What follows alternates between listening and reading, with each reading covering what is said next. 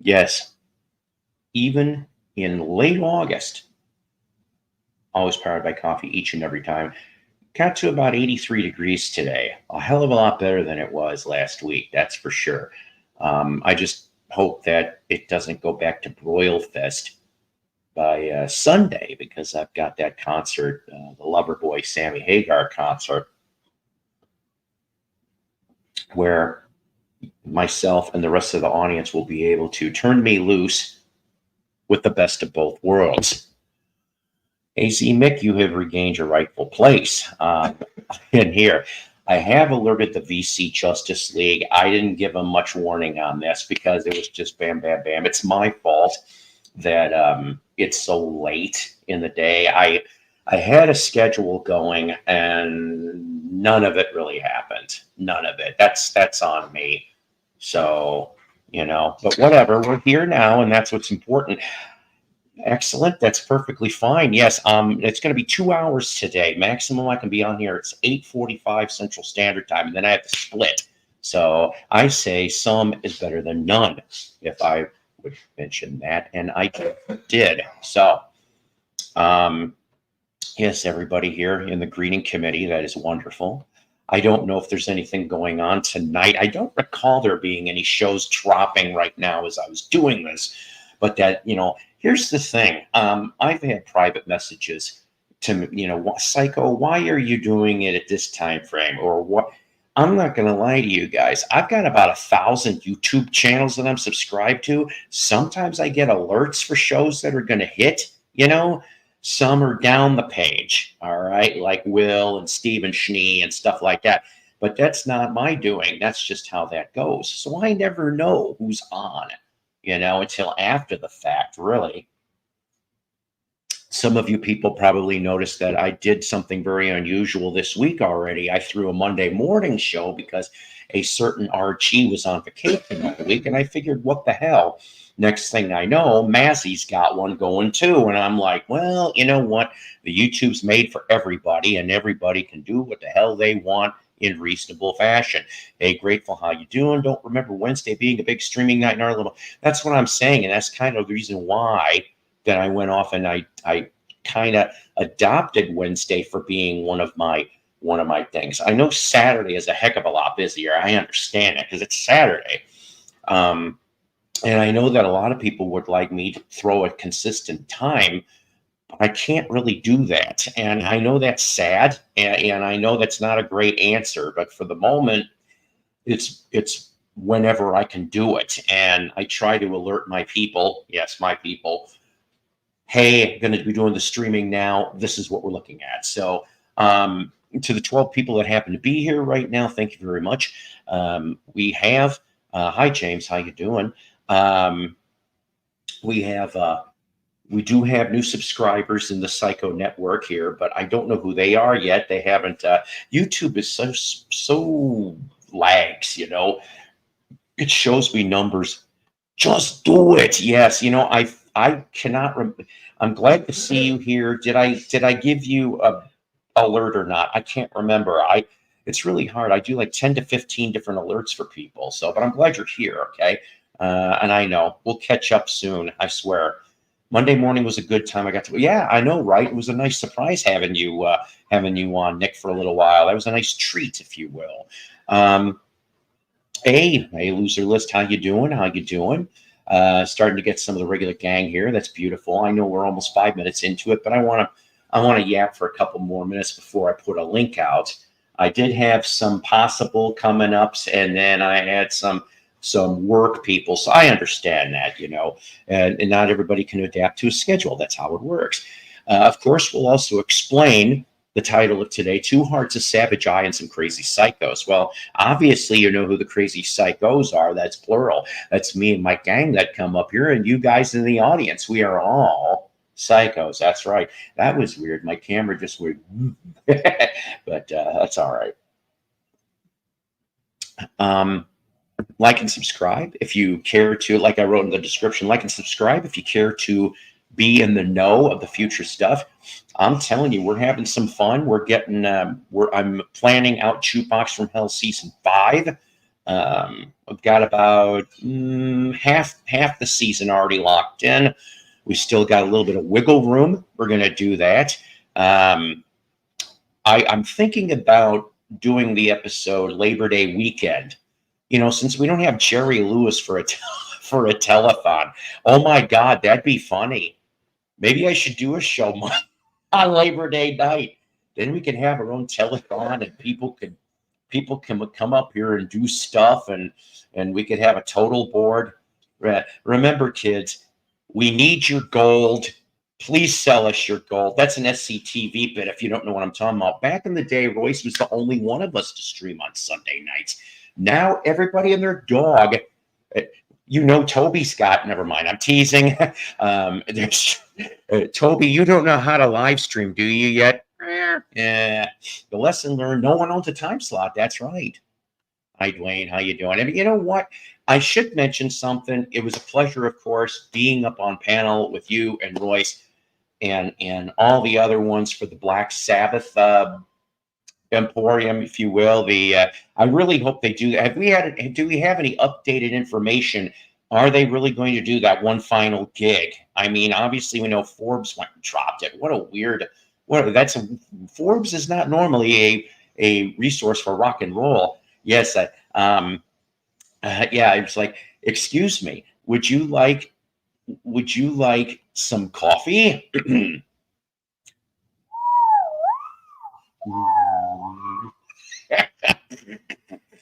Dr. Tongue. Yeah. Hey, Toby, do you want to be an extra in the remake of Dr. Tongue in the House of Cats? Yes. Okay. Yeah, I never said I was with it. I'm so far out, I'm in. All right, everybody. So, but yeah. So I mean, everything's fun here. We try to do that. Like I said, like and subscribe to stay in the know. If you care, we've got that little donate button, which I was gratefully appreciative of. All fundage from the donations is transparent through me, and it goes towards the channel. What do I mean by that? Well, gee, better equipment, more albums to review, Jukebox from Hell episodes, and just more things to talk about. Okay. I saw in my emails today that there was a special message from Project Gemini. So I'll have to see what Mark went off and wrote. I'll be looking forward to that. Randy says, I hear Mick Jagger is going to fill in for Steve. Oh, boy. You know what, though? Mick, wouldn't that be funny? Wouldn't it be funny to hear Mick Jagger do Aerosmith? I mean, be like, do. I mean, you almost couldn't tell. I mean, with the lips. Oops, almost forgot to. Thank you. Except cats, because Jinx has no thumbs. Peter Frampton is another 2 or 2. He has IBM. Okay, I'm an idiot. What is inclusion body? Excuse me. Myotosis. Did I say that? You know what I'm talking about. I know, right? Like there should be like a tribute to Aerosmith, and like every song or every couple songs is a different singer, but it's still Aerosmith. The rest of Aerosmith, and then like Steve Tyler can be there, but he's relegated to percussion or whispering background vocals. It's nuts. Not sponsored by Planters. IBM is some type of muscle. That is too bad, because Frampton, I mean, come on, let's face it, Frampton. Yeah, that too. It's also that, which I'm surprised. I kind of wonder if, well, you don't need to know that. I kind of felt bad. I was supposed to get test results today, and I didn't go in because I didn't feel good. Tyler on Electric Triangle. Like I said, I came up with this bit a very long time ago called the All Electrical Acoustical Band, and it's all these instruments that normally do not have anything to do with electricity, and they're electrified. Triangle's one of them, a slide whistle, wooden block, that wooden fish be all electrical, you see, and then be kind of funny. And then there's the guy that does the water glasses. That's electrified too. The guy's got an afro when he's all set and done due to the static electricity. I remember reading that it's not a OS. Well, why am I not surprised about that? When I did my video on Aerosmith's retirement, I predicted that there would be a Tyler tribute to. Well, here we go. Michael maybe was the one that said it first. I don't know. I don't know these things. I've heard things. I dropped the link for anybody, any of the regular suspects. Come on by. So let's see.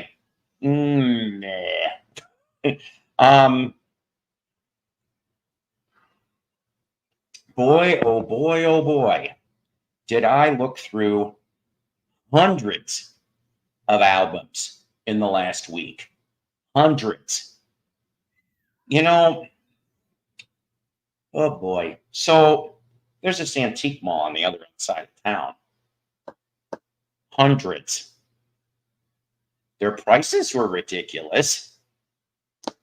I saw an album that I never saw ever. I'm a Molly Hatchet fan. I am. Don't go see him now. It's a fucking tribute band. But, when the originals were alive, or the classic lineup, that would be 1977, before the first one came out, to about, if you want to go technical, 90, but in reality, 95, because that's when Danny Joe Brown, that was the last year he sang until the tribute concert. But I wouldn't go see him now. But they had a copy. It was the only album that they did on Capitol Records from 1989 called Lightning Strikes. And they wanted $28. And it was near mint, but I'm like, $28? I'm like, it's not worth it. About the Aerosmith. No, that is funny though. I mean, I guess I could understand.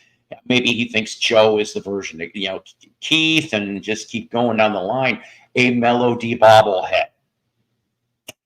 That would sell. That guy with it'd be nice. You want him to be a bobblehead too? See, the classic stuff. I love. I hate to say this though, Dwayne. I don't know if it's going to be this season or season 6.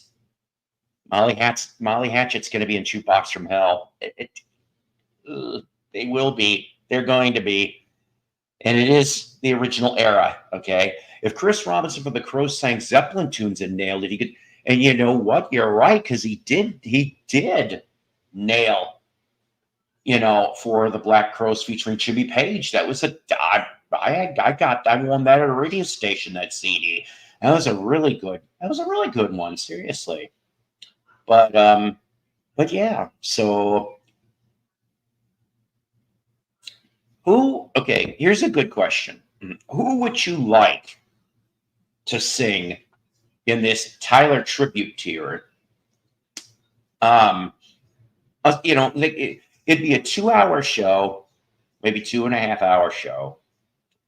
And they could have anywhere from like 10 to 20 guest vocalists, and they take 1 or 2 songs apiece. I mean, let's face it. I was outbid with Flirting with This. You know what? It's one of the best damn albums. Seriously, it really, really is. And I'll tell you something else, Michael. I loved the cover art for Hatchet. Okay, I mean the first 2 albums, if I remember correctly. Frank Frazetta. I've always loved Frazetta's work. All right, but then something happened by the time, I don't know if I'm going to get this right. Maybe Beating the Odds is also a Frazetta one too. But it was after that Frazetta started charging people to use his. Yeah, I know. And in this case, it's Molly Hatchet is one of them. I mean, like I said, your earliest member is John Galvin, who plays keyboards, 1984. is when he joined the band. So he's on two of the, two of the classic era records. Um, oh my God. The Deed Is Done and the live one, the double live one. That one's a good record too, by the way. That also would be the swan song for Dave Hulbeck. I hope I'm pronouncing that right. And then Bobby Ingram, who joined in '87 after Dave got fired, so he lands on Lightning Strikes, the first album he did. And you know what? Seriously, I don't blame you, because, like I said, those first couple albums are great stuff. And I know, some people, obviously Danny Joe Brown over Jimmy Farrar. Jimmy Farrar just had a different type of voice. That's all. And if you can understand that, when you're listening to the things, then that's perfectly all right too. And I mean, and Jimmy was only on 2 albums anyway, beating the odds and taking no prisoners. But and then, like I said, another one that has no original members left, Little River Band. Little River Band. There's so much bullshit behind all of that. I talk about legal messes for decades. Okay. What I do think that was kind of neat, and I saw this, I think it was within the last 7 to 10 days. Glenn Sharrock, I hope I'm pronouncing that right, did a show down in was it Australia? I can't remember if he did a show down in Australia. And who shows up for like the last couple tunes but guitarist David Briggs? I thought that was kind of neat that you at least got that. The last stream you were on, should have been a metal mariachi band. You said, check out Bad Metalachi.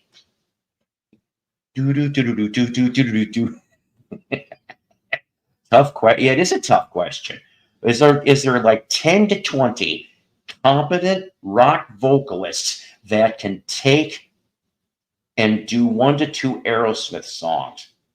Have you guys ever heard Ronnie James Dio version of Dream On? Very interesting. Yeah, and you know what? You're right. There's none either, because Mick's gone out of there. But did you see the news? Speaking of them, Mike, I was going to talk about them, so you kind of got it done sooner. Did you see that they're having another Foreigner comp coming out? Oh, Jesus, like we haven't had enough Foreigner comps. But this time, you get one unreleased song from '96. So this is after the Mr. Moonlight album, because if I remember reading in Lou's book, I could be wrong on this, but it doesn't help when you have like an unknown label, Rhythm Safari Records, that puts out that album, barely gets any damn promotion, and so it didn't sell real well. It was released, I think, in Japan first by almost a year, I think, and then it comes to the U.S. I'm like, that's just too weird. A Foreigner album, for God's sakes, with Lou and Mick. So they were in the middle of working on a second album for the Rhythm Safari label, which of course they were like, guess what? We shut down. That's when it stopped production of the album. So I'm guessing it's one of those tracks. And I like it. It's not a great song. Go look for it. I think there's a YouTube video already. It's called Turning Back Time, or Turn Back the Time or something. But it's a nice song, and it kind of sort of has that Mr. Moonlight feel to it. And I don't think that album got enough love. I mean, Under the Gun was fine, but Till the End of Time, I love that one. That goes on the ballot list for Foreigner, indeed. Mikey Cyrus, she does plenty of terrible versions of classic tunes. That's Miley's brother, Mikey. He was the one that was in the Life cereal commercials. Hey, Mikey. They're like, the kids were like little drug pimps. They're like, hey, Mikey. Hey, It's good cereal. Go eat it. Eat it. Hey, look, Mikey's eating it. Then he ends up being an addict on life for the rest of his life till he overdosed. Yeah. You know what makes those two boys that helped Mikey try life? Serial killers. That's right. Serial killers on life. I know. I'm being silly. Ladies and gentlemen, Mikey Cyrus. Maybe Mikey Cyrus sings Butterballs coming down on a butter. Never mind. Never mind. I believe a friend of mine said he saw Foreigner live when they had their last tour. I wish I could have seen him with Lou. I saw him in '05. At least Mick Jones was there, and Jason Bonham was a bonus treat. That was a decent lineup. I'll tell you that right now. That's first and only time I have got to see him. Rice is as low as Mikey, so no problem, Nick. Eddie, how you doing? Hey, welcoming committee. Yes, yes, yes, yes, yes. So yeah, so new Foreigner song on the God knows how many recent Foreigner comp. The Guess Who aren't the Guess Who without Burton Cummings, Randy Bachman and Burton Cummings. A lawsuit going on about that. And you know what? I'm going to tell you something. I hope, Dwayne, that they actually win it. Now, here's the thing, though. There's a lesson to be learned about all of that. I'm going to leave this up for a minute.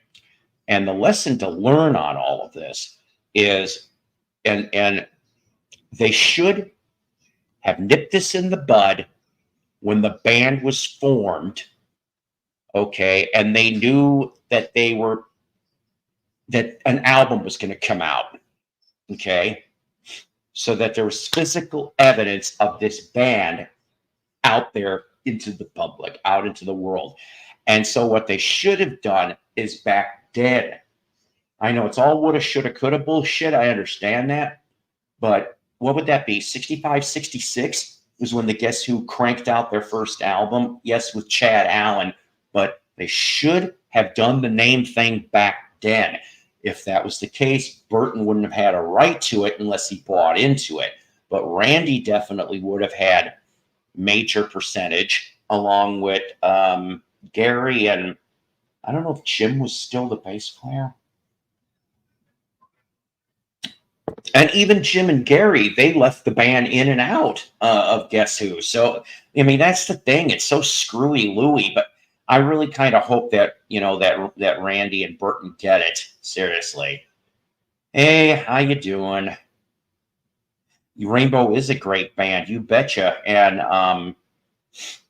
I don't know. I really wish they would make one more album, because I'm trying to think. The last one was what? Doogie White?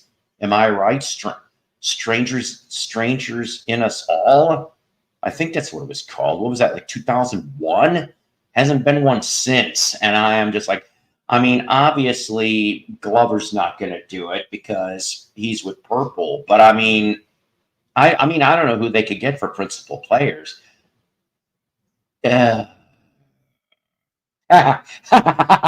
See, that's funny. That one. I give you points for that one. I do.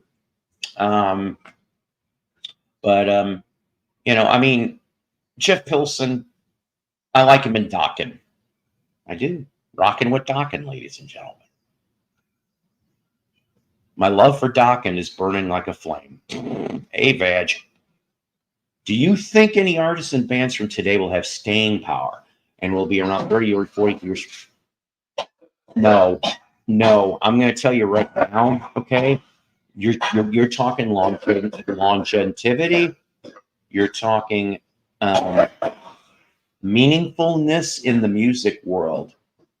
Can they contribute? I mean, okay, fine. Any decade in music, pick it. You're going to see a lot of one-hit wonder bands. Yes, they add to the tapestry of the decade of music that they were involved in. Right. A lot of these bands, though, of today, I don't think they're really going to be mentioned in the 2050s and 2060s. They're going to be like, I mean, how many people are going to go off of remember Mikey Cyrus, and remember hmm, hmm. All right, like what? Maybe Ghost. Ghost will probably be mentioned. I could see that. Hmm. I know there's more harder ones like than that, but Ghost seems to get a lot of press. I listened to Ghost? Teensy weensy. I'm not really a big fan. I tried. But as far as for like pop and country pop, no. You know, do I see people in the 2050s and 2060s listening to music which by then will be 100 years old? No. Okay. I mean, I I know you're gonna roll your eyes when I tell you this. I'm leaving this up for a minute, Dwayne, for a reason. I've said this before and I'll say it again. The reason why, that's my kid, in case you're wondering. My reason why I'm saying that the Beatles will have longer staying power than Elvis has, okay? Elvis is dead. One of him. Beatles, there were four. There's still two alive. Now, when the last one goes, which I'm predicting, you can hate me or not, Ringo will be the last Beatles standing. That's what I'm thinking. He takes really good care of himself. Not saying Paul doesn't, but Ringo's got a regiment. But after Ringo dies, I would say probably within 5 to 10 years after Ringo's death. That's when, I hate to say this, there's going to be a wane. There'll be a fan base. There always will be a fan base, just like there's always a fan base for Elvis. And the thing is, are you going to see more Beatle greatest hits stuff? Yes, you will. Just like the countless amount of Elvis stuff. And I mean, let's face it.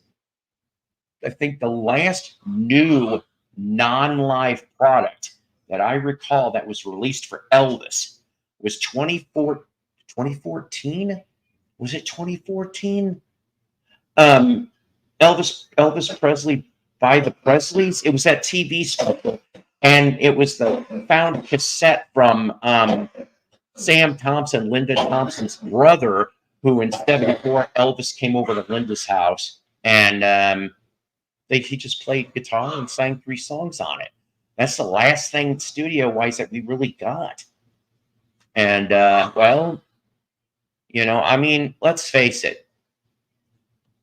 The Beatles at this point, I've said this before. I've said it almost every show. Yes, you're right. Burton Cummings wasn't even an original member. He didn't come on until, what was it, 67?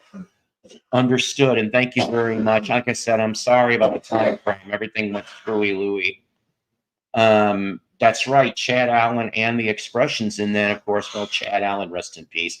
At least it was kind of neat that him and Randy Bachman got back together to do Brave Belt, which I'm like, that was kind of thrown for a loop, wasn't it?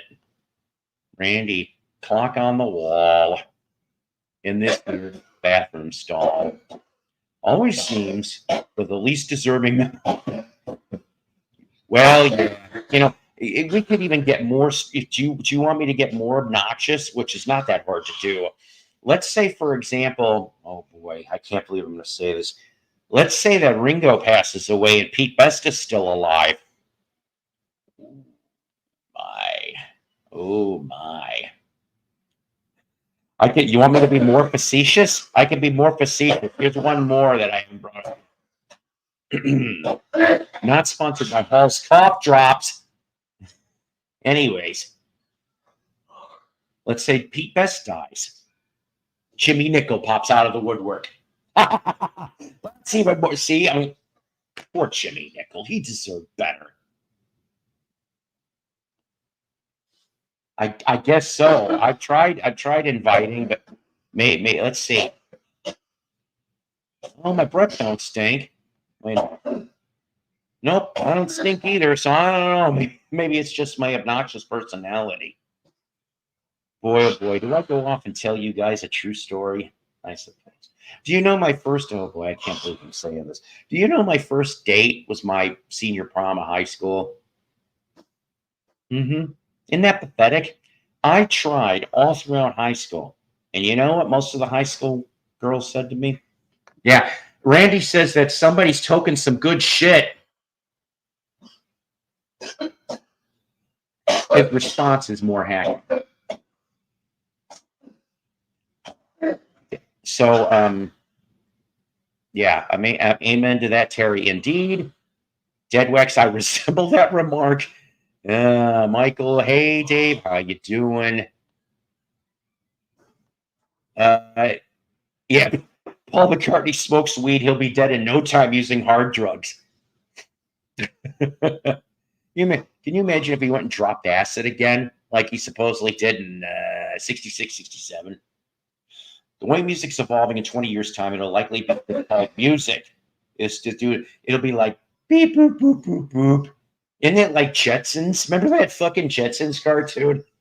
It's gonna be that. That's what it's gonna be. Boop boop boop. I am a robot. Beep boop boop. It's gonna be a. All of the music will be AI. Ooh, blasphemous, but most likely true. It's gonna be AI with just different names,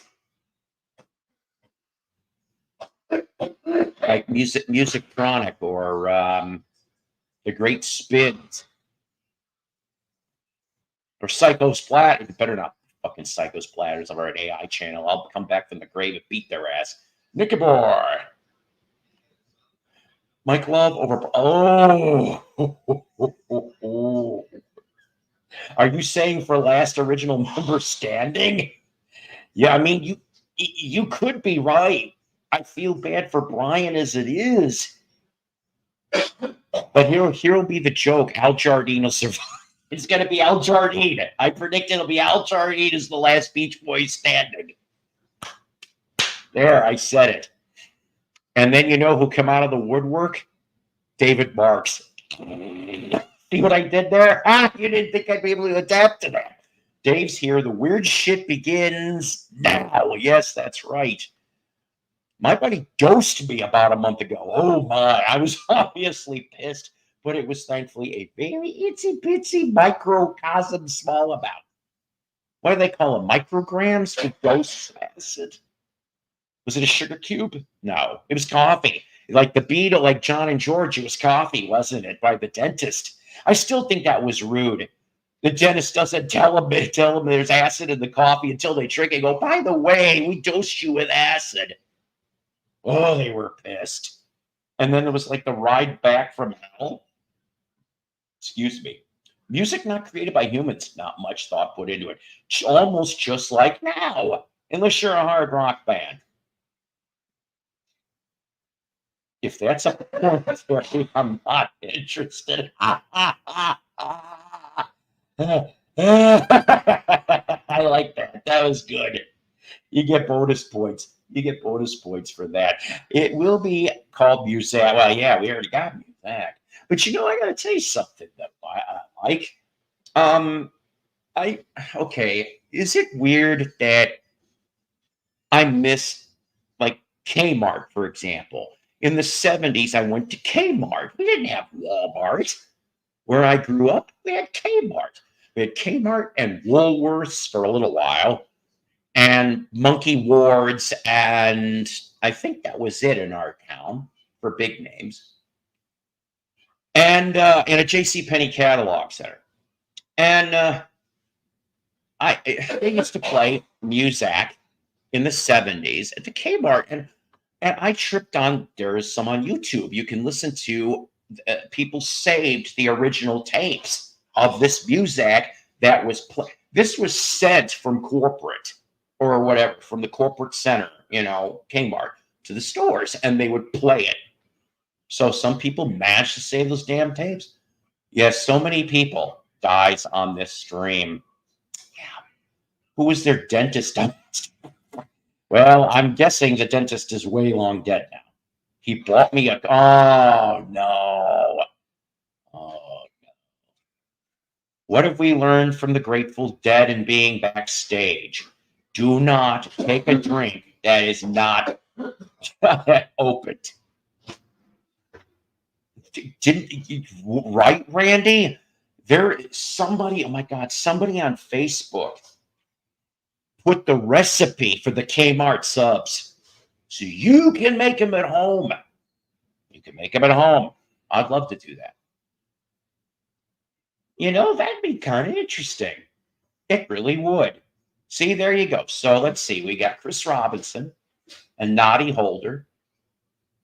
And even if Mick Jagger hates him, he'll come in for something. I don't know. Why do I have a feeling I see like Mick tackling Last Child? I could see him doing that. I don't know. Anyways, excuse me. Damn it, Randy. Now I want to, even though I ate already, I ate Taco Bell. I'll probably pay for it. I've been still depression eating, ladies and gentlemen. That's on me. But I want a Kmart sub. Now I want a fucking Kmart sub and an icy. That's what I used to get was Kmart subs and ices. Collect the points, snip, snip, snip off the cups, save them, get an icy catalog, go try to get one of those icy bears. I won one once, actually. I guess that's cheating if you win it, right? But we had a new Kmart that came. It's not, of course, it's not there, but I mean, we're talking in the 80s. McHenry, Illinois had a new Kmart back around 1987, 88. And yeah, I know. But they gave away a big icy bear, and I mean, like not super huge, about this big, and I won that. And of course, I gave it to the future missus, and they had a week's worth of autograph guests, which I was like, I miss that shit. Remember when you used to go to a store opening, especially a sporting goods store, and they would go get a sport legend or two or a current player, and they'd be sitting there and sign autographs for free? Oh, novel idea, eh? Anyways, so for the whole week at McHenry, I don't remember everybody, but I can tell you that Brian Baschnagel from the Bears, he was in Super Bowl 20.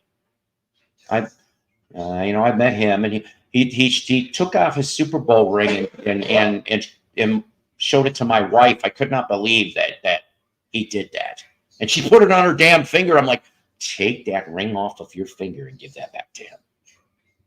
She said it was heavy. So Brian Baschnagel, Billy Williams, Cub All-Star, Hall of Famer, legend.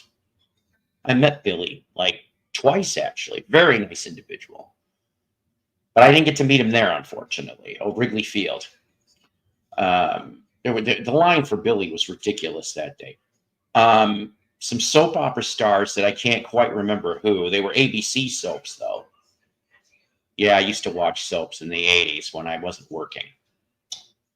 And I also, that's when I learned that Mondays and Fridays were important. You could skip Tuesday through Thursday because you wouldn't miss shit. And the deaths were usually on Mondays and Fridays or the major revelations. And then Bozo the Clown, ladies and gentlemen. Now, unfortunately, by this time, it is not Bob Bell Bozo. It is Joey Dioria Bozo. But, and I wasn't here for this, a friend of mine was, though. So Bozo comes and there's a line. I mean, the line is going out the door. Seriously, that big of a line for Bozo. Even in 1987, 88-ish, he still was that popular, right? So this Bozo comes in, and I literally mean this Bozo. And he sits down at the table, and there's a stack of pictures. And several people separately chimed in, wait a minute, that's not Bozo. And I'm going, uh-oh. Hearing that story, I'm like, who did they think they were going to get away? So Kmart got a cheap knockoff Bozo, and even not Joey Dioria, who anybody at least could recognize from television. And supposedly a mini riot ensued because it wasn't Bozo. True story. Double Vulcan swear. True story. And I am just like, oh my.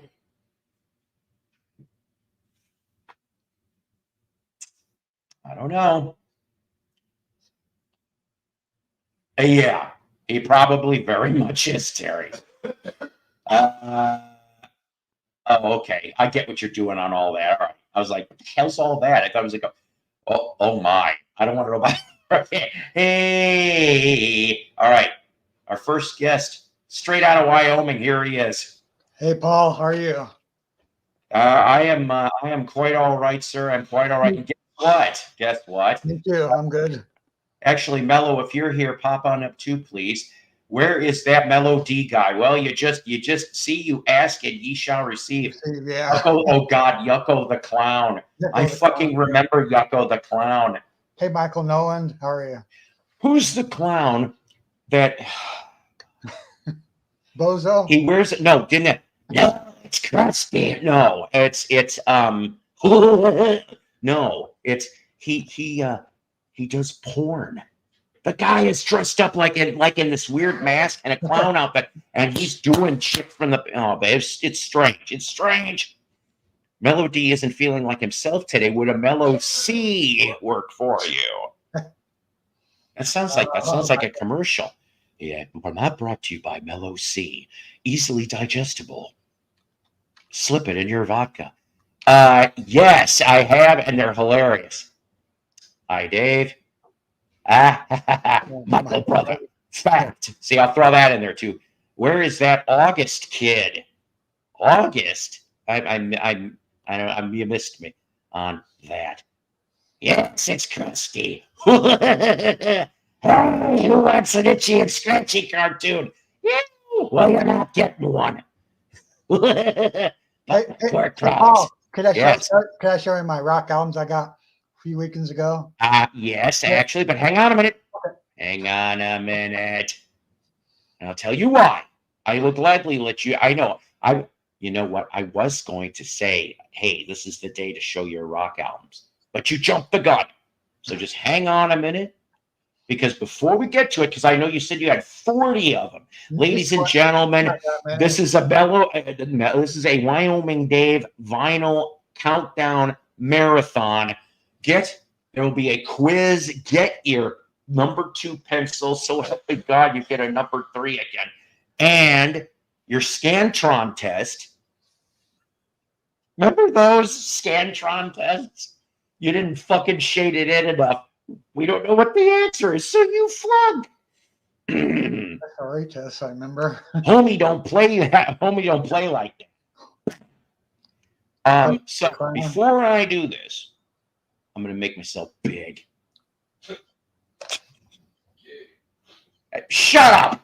My kid just said gay. Shut up!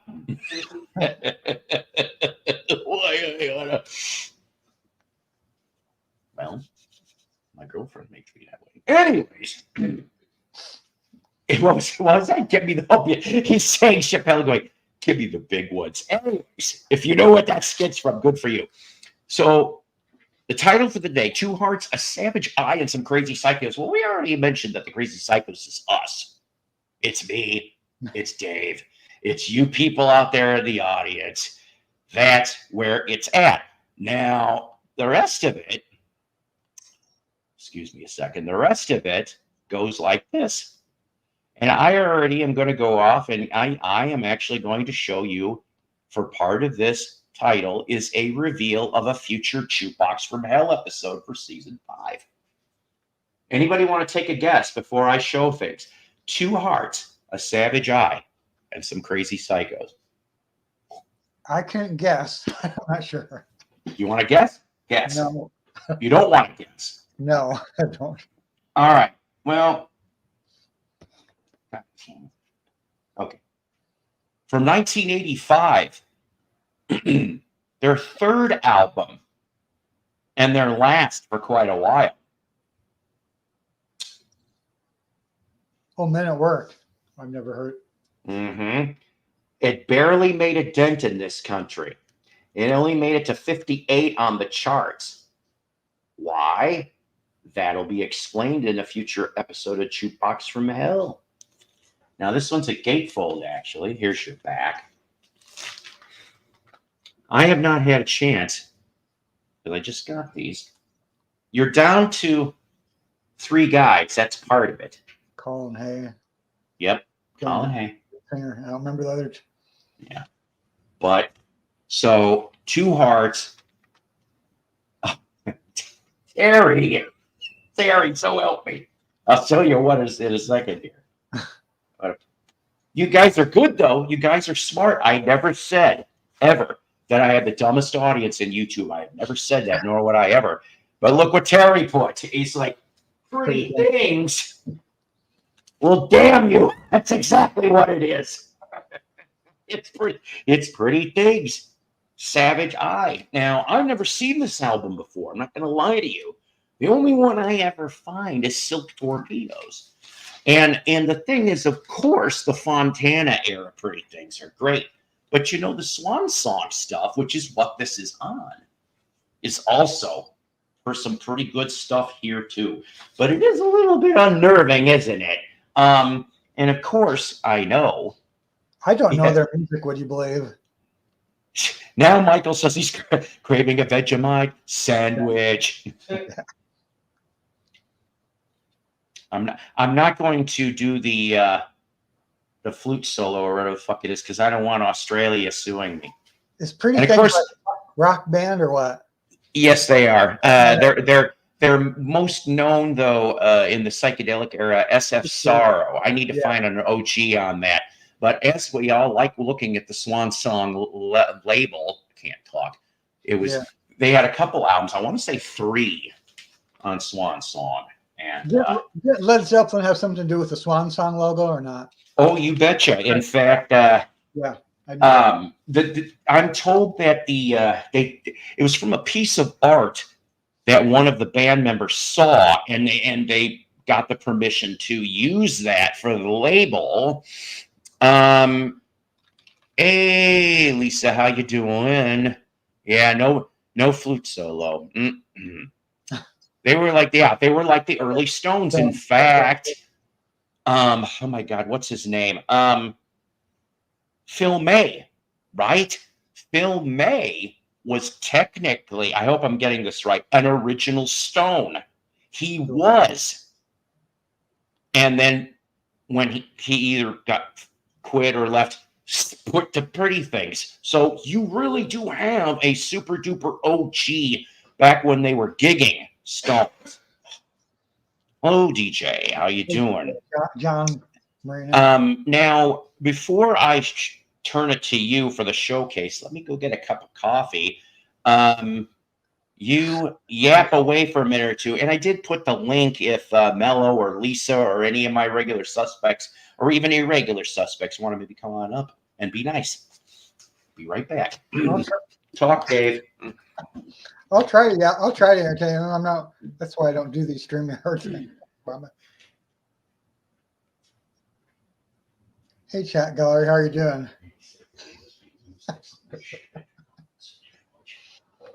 Hey, Arizona Mick.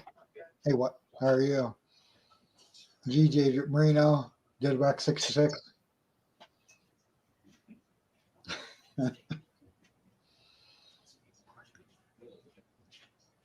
Maybe I should just start showing off some of my albums, huh?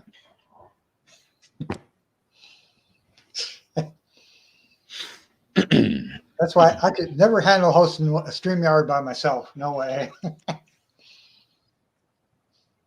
That's it, Terry. I'm an idiot. Dick Taylor.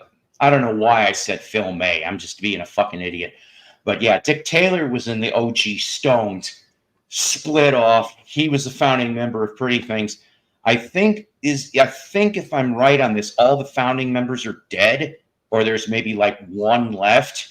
And yeah, so we have been anointed gentlemen. What you think about that, Lisa? All right, now. Ta-da! Yeah, I found these Remy sold 1 or 2 weekends ago. Cheap Trick album. One of their best. Some of the One of their covers are best. a little shitty, but so far they all play good so far. Yep. She's tight. If you want my love, you betcha. Sammy Hagar album. Standing Hampton. Yes. Back cover. Now, you know what a Standing Hampton, you know what the title for Standing Hampton is? No. Believe it or not, that's English slang for a man's upright genitalia. Really? I've never heard that. Seriously, that's what they call it over there, is a Standing Hampton. Now, if Double D were here, he probably could vouch for this one, but that's what I read anyway. I've never heard that. Yeah. Some Kiss albums. Hey, there you go. Oh boy, it looks like it's been in the same war that Kiss just won. What's the label for that? It's a second. It's not the Bogart mug. It's a second. Oh, okay. All right, the film works. Yeah. It's not quite the original. Still though, I mean, hey, if you got them at good prices, that's fine. Yes. Hold on. I was trying to do this by alphabetical order. Our Maiden one. Oh, very nice. Yes. That's. I don't own any Iron Maiden albums till now. Would you believe? I'll tell you something. In the wild, like at the garage sales, resale shops, they're very nice. I've only ever found one, and I still have it. It's Peace of Mind. I don't have any other Maiden in my collection, which is a travesty. I may have a 45 or two, but that's about all the Maiden I've got. Maybe CDs too. Oh, there you go. Yes. What's the label on that one? Well, this never had any. It's a Film Works label again. Yeah. Okay. Yeah, I think that's original. I'm sure. I think.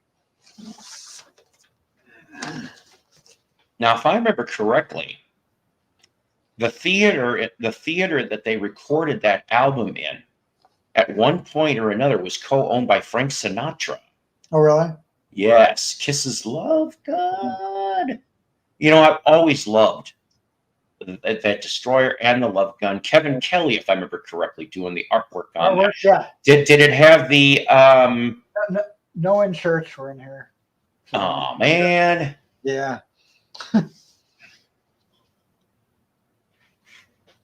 Dynasty album. Okay. Now, since you have that, wait a minute. Can you pull that up a little bit more to get it closer? This one? Yes.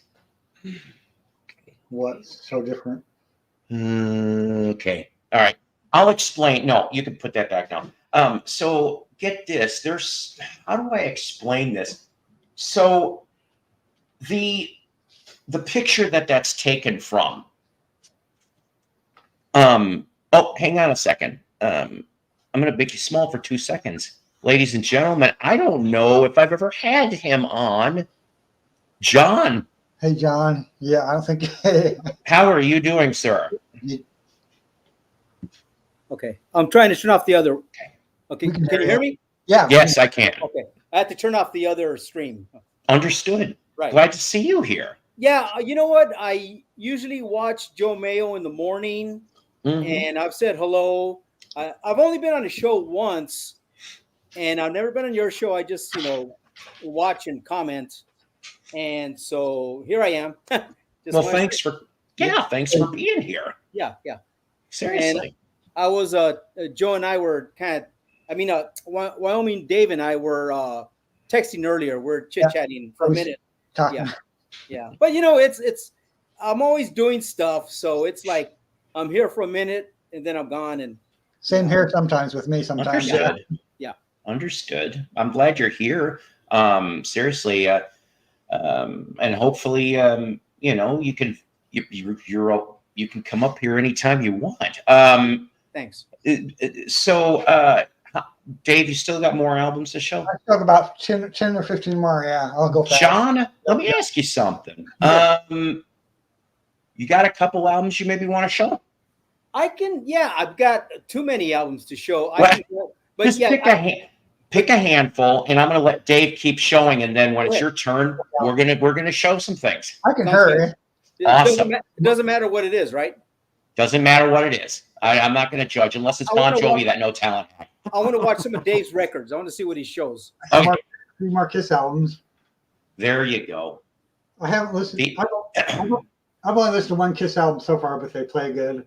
The album that Vinnie Vincent saved Kiss. What year is that album? What year is that? Look it up. It's 83. Has Eric Carr and Vinnie Vincent on it. I'm telling you. What a big media circus when all that was revealed. Came across the Animal Eyes album at the same time. Oh, there you go. Yeah. Has a Heavens on Fire on it. Mr. Mark St. John. You have a good memory. I don't remember all the different members after. No, I'm a nerd. Well, we're music nerds. That's why we're all good in whatever subjects we're in. Not me with Kiss, but that's okay. I found three of the 4 solo albums. You need to listen to these. Oh, there you go. Peter Chris's. Did you find these all at once or different times? All at once. Really? Yeah. Where did you find them at? A rummy cell. Well, this one's beat up. Oh, Ace Frehley, yeah. Oh, poor Ace. Yeah. And Gene. But it's not fractured, right? No, the albums are fine. So. Look at that. Gene Simmons. No Star Child, huh? The 4th one, I don't think was in there, unfortunately. Ah, damn. That's okay. It took me forever to get one too. I don't know why. The other 3 were easy, but Paul's was. Oh, there you go. This one I used to have, but I got rid of it. Yeah. Made red leather pants popular. I can't wait till Sunday to see those guys for real. You gonna see them in concert? Yeah, they're coming live here with. They're the opening act for the Sammy Hagar Best of Both Worlds tour. Oh, cool! Wow, nice. This is beat up Aldo Nova's first album. Yes. I just got done listening to this. Plays great anyway.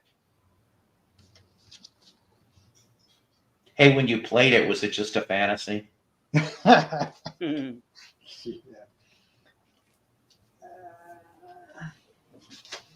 found a rat.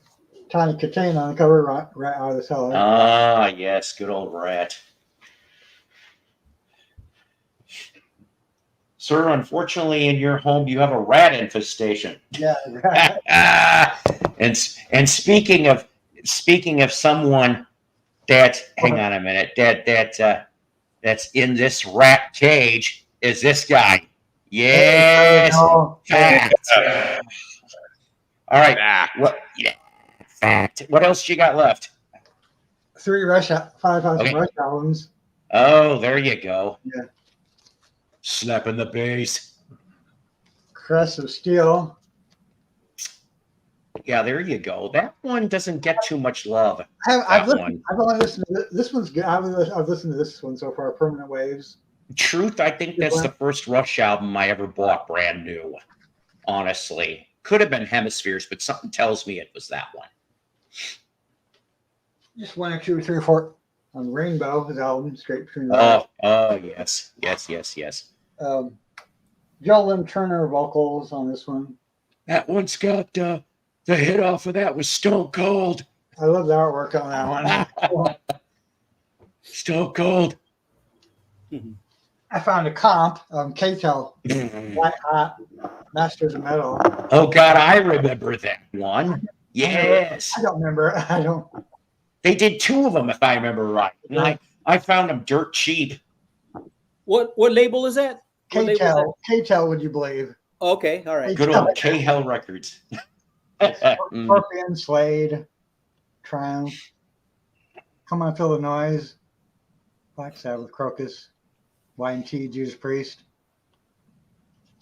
See, if you couldn't afford all the albums, wham, you get it. Oh, no, that's a different band. But, hey.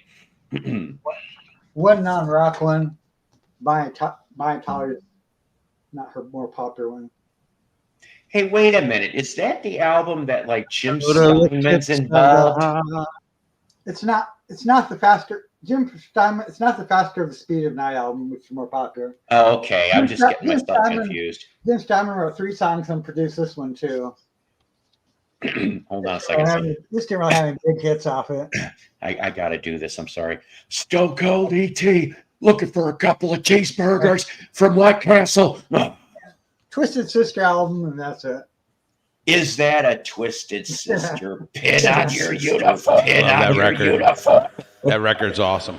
Yeah. I want to rock. We're taking it. Oh man. Ladies and gentlemen, from Melody. I'm hearing a Echo. I know what it is. I'm the luckiest man in the world. I'm just kidding, Lou. I'm kidding. Echo. Test for Is that better? Let's Sounds see. better. Yeah. Yeah, you got it. Yeah, I had my echo cancellation off. I forgot last night. All right. So, by the way, how you doing? Hanging in there. You know, it's funny. You mentioned Masters of Metal. I have a Masters of Metal as well. Yeah, both of those. Yep, That's a different both one. of those. Cool. Got them dirt cheap. They were like in the 99 cassette bins. That's how I I got absolutely mine. love this record. This one has such a great lineup. I mean, it's just Oh yeah. it's one of my favorite metal, compilations. Yeah. If you can't afford all the separate albums, that was one to go to. Now, Yeah, true. Mr. John, Yes. what do we have? Okay, so I just grabbed 3 records real fast. These are Okay. recent purchases. Hmm. This is a soul record. What's her Denise name? Williams? Denise Williams. I know who she Oh, is. sure. She had a few hits back in the 70s. And on this album, she has that song Free. I've heard that one. Yeah, I know Free. Yeah. Yeah. So it's very clean copy. I just picked this up yesterday. So that's one of Nice. the first album. I like that cover. Yes, neat. Yeah, and I like that cover. I like her dress blends in with the wallpaper, whatever it is. So yeah. Let's hear it for the boy. There you go. That's one of her hits. Footloose soundtrack, yeah. And then today I picked up this is my second copy of Oh, Paranoid. cool. Oh, Now I have another copy. This is a Green Label, okay? Green Label. good. That's Yes. OG. original. Yeah. It's not a Vertigo. It's the Warner Brothers label. I wish I had a Vertigo. Now I have another copy, so I have to see if I have the Warner Brothers or if I have the import. I have to see what I have. But I just had to get it. Oh, of course. Yeah. If you find it out in the wild at a reasonable price, you betcha. You Yeah. betcha. That's the right. Yeah, it was not too cheap, not too expensive. So, but it's in good shape. And then let's see. I already started a mess right here. Oh, and I also picked this up recently. It's a promo copy of Neil Young's Decade. Ooh. Oh, yeah. Yeah. So I There like you that promo sticker and the song list right here. Very nice. I've always loved that comp. I mean, if you're going to want Neil Young, that is one of them you got to get. Yeah. Without a doubt. And Back. Great Back song as well. list. Yeah, the records are in great shape. So those are 3 of the most recent purchases. I got a lot more. I could dig them out. But I'm not the most organized, record collector. It's kind of my collection's kind of everywhere. Yep. Sean, same here. Same here. Yeah. So, but someday I'll organize them. Someday. Right. All good. So, hey, Melody, you had a Lillian Gish book. Yes. What did you do with it after all? I still have it. I'm still. I had Beetle Babe was going to work on trying to find a connection to see somebody that may be really interested in it, but I can only wait so long. I really want to try to move it along. Yeah, you could put it on eBay, I think. Right. That's what I think I probably will do. If I figure I give her a week or 2. If something doesn't come up from that, I'm going to definitely put it on eBay. The suggested starting price I've heard started at like 500. Really? But oh. yeah, other people have suggested it's probably worth 1,000, but 500 to like get a bidding war going, maybe. Yeah, that book looks like it belongs in a Hollywood Museum or something. Right. Mhm. You Well, know, it's really not as much. The book isn't really as rare as it Right. is just the artifacts that are with it. yeah, Pretty yeah, incredible, like find. You know, Yeah. it's yeah, still dumbfounded by it. right. Yeah, Yeah, we were pretty shocked when you were showing that live. It's like, my God, I mean, that's incredible. Yeah, it was just the day after I got it. I was like, now I'm just waiting to see if she can really, find somebody that, if somebody from Turner Classic Movies is in the business and they're like a real, but you generally they probably have that book, but they wouldn't have those letters. You know what I mean? That's really the right. crux. Letters is what would be the thing people would want. Well, wasn't that book autographed too? Oh yeah, the book too was autographed as well. Yeah. So yeah, it would be in itself. It has her autograph. Her autograph. Yes, in the book, and autograph letters personalized to a person. That's cool. Nice. But they were a Lillian Gish fanatic that cut out all these like newspaper clippings from like the 70s that were all intertwined with ticket stubs, programs from a play she was in, all kinds of stuff. So She's it's from the rare. Silent Room, right? Yeah. There's also Dorothy Gish, his sister, Lillian Dorothy. Lillian Gish kept making movies into the talking era too, though. I've seen. Okay. I'm still researching. I really, don't know that much about her. I should know more about her now, but So, Psycho Platters, what autographs do you have? You're a collector. I'm sure you got some good autographs. Okay, well, let's see. Well, Put you on the spot. no, it's okay. For example, behind me, most were signed personally, or like when I was there, most. Right. Okay, so one of the few exceptions, of course, let's see if I can get this right, is that very cool Cheap Trick poster. It was a Cheap Trick Stone Temple Pilots Northwest tour poster. I had a connection in Cali, and that was '96. So that's completely band signed, which I'm like, that's like one of my lovely pieces. It's always hard in reverse. Nectar. Oh yeah. Okay. And then next to it, Uriah Heep at the time. There's already 2 or 3 dead deceased band members off of that. Let's see. We talked about Pete Best earlier. He's got an 8x10. I know you can't see it real well, but I got a Peter Criss signed 8x10. So, and of course, a bunch of wrestling, because that's my other thing. I love wrestling too. Okay. So, but yeah, I mean, along with, I haven't counted in a while, but I want to say, I'd say about 100 signed albums and maybe about 50 signed CDs. Most of them in front of me, but some I've special ordered. Okay. That's Julian Lennon. Oh, Julian. Oh. Hey Jude. So I'm very happy about that one. Yeah, of course. That's cool. That's who Hey Jude was written about, right? Yeah. Exactly. Yeah. First Beatle baby. I like his albums. I think they're pleasant. Incredible. To be honest with you. Honestly, his songwriting was very sophisticated back in like Velat. Even John Lennon would be like, "Holy moly, son, you wrote this?" Like it's very, very sophisticated. Honestly, I tried playing it on guitar. It's like compared to like, Bachman Turner Overdrive or something, like it's way more sophisticated. It's like Steely Dan level. Honestly. Wow. You would not think that from Julian Lennon, but I'm like, it's a lot of 7ths and 13ths and all kinds of really weird chords in Velat.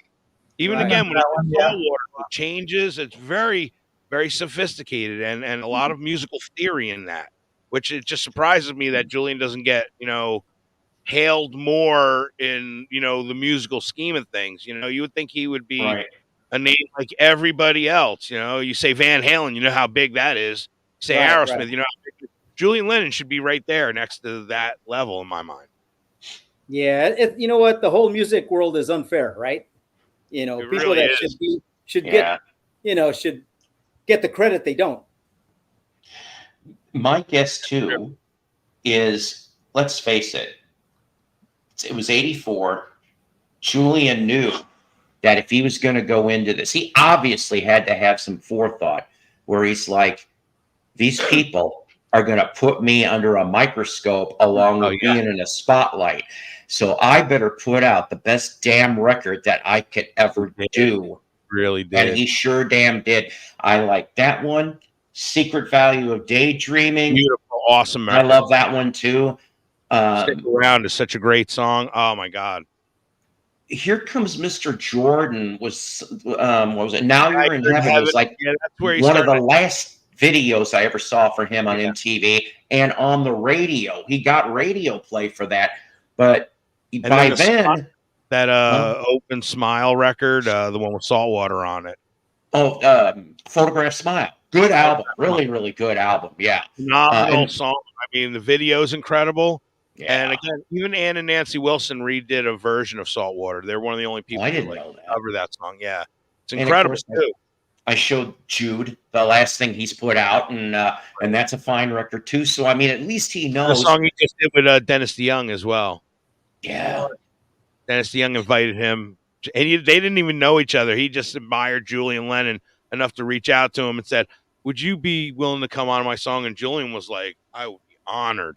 You know, who wouldn't be? Was that the Retirement albums? The 2 volumes that they did? Yeah. I still need to get those. I don't have those. Fantastic, too. I mean, honestly, they sound amazing. Good music like that does not get recognized anymore. Because Dennis DeYoung did a pretty valiant effort in his, like, for a guy that's, like, pushing 80, rocking like he did in the 70s. That last record he did, I was, like, very impressed with. You know, but it doesn't get the love. It doesn't get the, attention. Only a core of people will do it. I think throughout history, music history, there's been a lot of records that are really good that never got noticed. They went under the radar. Oh yeah, the Nuggets Rhino box set, Nuggets box set does that incredibly. Shows you all the one-hit wonder bands that were regionally, and then they did around the world. That compilation is fantastic. Yeah, you keep digging and you come across artists or albums or songs you never heard before that are really good. Like there's that genre, Northern Soul, all these soul records that, they're really great soul records that you never heard of these guys, but the music is great. It's just that we're so used to Motown and Stax. If you say like Brooke Benton, do you know who Brooke Benton is? Yes. I know Brooke. I like Brooke Benton. Brooke Benton, Kiddio. I mean, incredible song. I have Brooke Benton 45. Was Brooke Benton's big hit? Rainy Night. That was one of his big hits. The Boll Weevil song, Kiddios. That's right. It's just Rainy Night in Georgia. Yes. Also, Jimmy Jones. Remember Jimmy Jones? You got time and a ticket. I know. I have that 45. I like that one, but I can't stand Handyman. I like Handyman. I'm sorry, I just can't. I love that. I like James Taylor's version better. I sing along with that when it comes on the radio. It's like, Jimmy Jones had a voice, though, man. His voice was. Yeah. Both 45 records, Handyman. And wasn't he the one that did Talk Too Much? Yeah. Yeah. No, You Talk Too Much? Was that was him. No? Record. I'm not sure. Anybody in the audience? She talks too much. Isn't that him too, or maybe I'm wrong? I have it on the CD. I have to dig it out. I also love the Coasters, Poison Ivy. Oh yeah. That's such a fun song from that era. Yeah, well, a lot of 50s R&B music was great. Yeah, I mean they had fun. They put fun in music. Yeah. They really did. And we don't hear that, ball, ball, ball, ball. The last person that even did it was Kid Rock with Ball with the Ball. How about nonsense kind of speaking? Jan and Dean did it. Like so many people did it back then. How about Don't You Just Know It? Remember that? Right. Wow. Oh yeah. Who did that? Jeez. I have that on the CD also. I have that 45 record. Huey Piano Smith and the Clowns. Right. Huey Piano Smith and the Clowns. Right. Right. Paul, can you read this? Yeah, hang on a second. 45, Joe Jones. Oh yeah, there you go. Yeah. I collect 45 from the late 50s, early 60s. I love that. That's a good one. Yeah. I'm trying to pull up a few things. Speaking of 45s, I got so many 45s from the Donnie and Marie case here. Donnie Marie. I'm serious. I'm leaving it all up to you. You know what? 45s are great. The thing is, just looking through them and playing them, they take more effort. You know, I don't mind 45 records playing them. Yeah, I just think they're cumbersome. You know, like if once you hear one record, like one song, to have to stop and then to flip like on a regular long play record, it just plays right through. You have at least 6 or 7, 8 songs before you have to flip. I get your point. Yeah. Unless there's something special about the 45 because like it's the only mix of a song or just like one song release or something. Right. So yeah, the single mixes are different a lot of times than they are from the album mixes, and they're edited differently. Sure. And then the sound quality is better sometimes on 45s. They got more punch. That's true. That. Yeah, I got some over here. Hold on. That's right. The Donnie and Marie case. Oh, 45. That's cool. Because they're leaving it all up to you. You know, in this 45 case, you know, there's some are a little bit country, some are a little bit rock and roll. From their TV show, yeah. I used to watch that show. Who didn't, right? I see Jan and Dean and their Elvis, My Way. Helps. We got for Blue Hawaiian, Elvis. How about Mendocino? Oh, hang on. Sir Doug Quintet? Mendocino? Nice. I know that song. It's a catchy song. See, what got me started, John, to digging through my Donnie and Marie 45 case, I must have put it in another one, was I had a Northern Soul I was going to show you. He did a one-off in 1969. Oh, he was a staff writer for Motown, but I can't see the damn find it. But I have some other things when you're done. Actually, which artist was that again? You mean the 45? Unfortunately, the name's not coming to me right now, but it was on Scorpio Records, Detroit, Michigan. He did. It was a mid-tempo Northern Soul. It wasn't really anything to write home about, but I mean, I was very surprised. You know, I mean, I know that Discogs, Pop Psych can obviously, change some things. Oh, there you go. Nice. Yes. I have the 3D album somewhere with the 3D glasses from Grand Funk. Oh, that's funny you bring that up. Incredible. Oh, I love that record. I'll be back in a second. More coffee. Oh, okay. You got the. Hold on. John Denver, Rocky Mountain High. That's not too bad a song. Yeah, I like that song. Oh, I like that. Sunshine on My Shoulders and Annie Song by John Denver. Better too. Okay. Elvis. Oh, you got the sleeve. I got that 45, but not the picture sleeve. Cool. I got that 45 right. You're Lonely Tonight. Yeah. I gotta know the B-side's good too. Yep. Are you lonesome tonight? I can't sing that. All right. What else have I got here? It took me all day to show all my 45 records. So no. That's right, ladies and gentlemen. Flipping records over is good exercise. Right. It is. It burns 21 calories exactly. I'm just making shit up. Sly and the Family Stone, I Want to Take You Higher. Yes. I love Sly. Those first couple records. I like to get the 45s with the original sleeve. Oh, you betcha. Nice. I hear you, John. Me too. Yeah, if I can find the matching sleeve. Picture sleeves. There's still Monkeys ones I'm looking for that stuff. Billy Preston's Out of Space. Oh, that's a good one. Yes. I like that one. Yeah. Nice. Funky instrumental. I got nothing.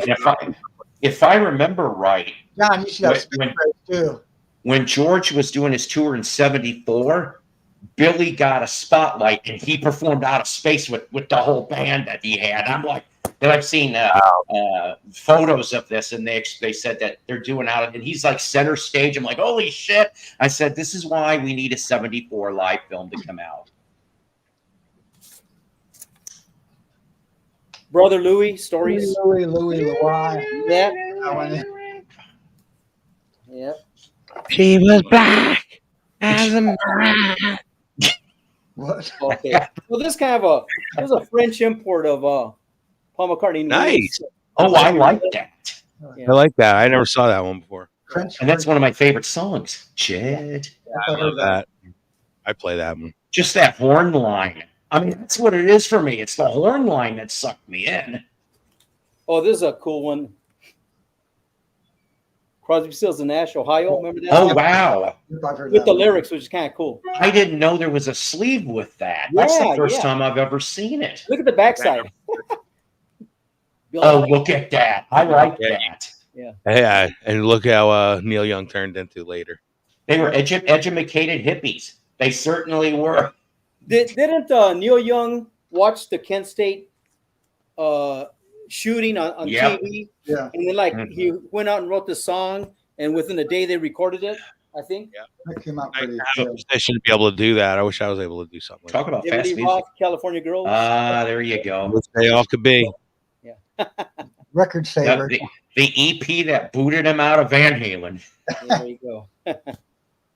Let's see. He was on top for a little while there, man. His comeback band with Steve Vai and Billy Sheehan was like unbeatable. Those first two albums of DLR are great. Unbeatable. Unbeatable. Oh, my this is a fire. short version of A that. white label. Nice. This is a reissue. It's not original. Oh, Yeah. I was like, but still, I mean, that's not damn. Yeah. So when I get, when I have the energy, I'll dig through the 45s. Sure. Let's see what other interesting ones. I haven't even played this one, but it's Cher. Which I forgot one. Living in a House Divided. On Cap Records, I like your 70s music. Yeah. and she still looks good to this day. Yeah. Oh, here's a classic, the Stampeders, "Sweet City Woman." I've heard that. Yep, I've heard that one. Love that Top song. 10 hit, 71. Canadian group, I remember. Yeah. Coconut macaroons. Let's see what else. Let's see. No Chumbawamba in there, huh? Elton John's "Honky Cat." Cat, yep. Oh, there you go. Song. That's a great tune. Yeah. I love Island Girl too. Me too. That's the era. And let's see. Better get back in the Here's another woods. classic. "Something in the Air." Thunderclap Newman. Oh, sure. Nice. I do that one. I do that song. I love that song.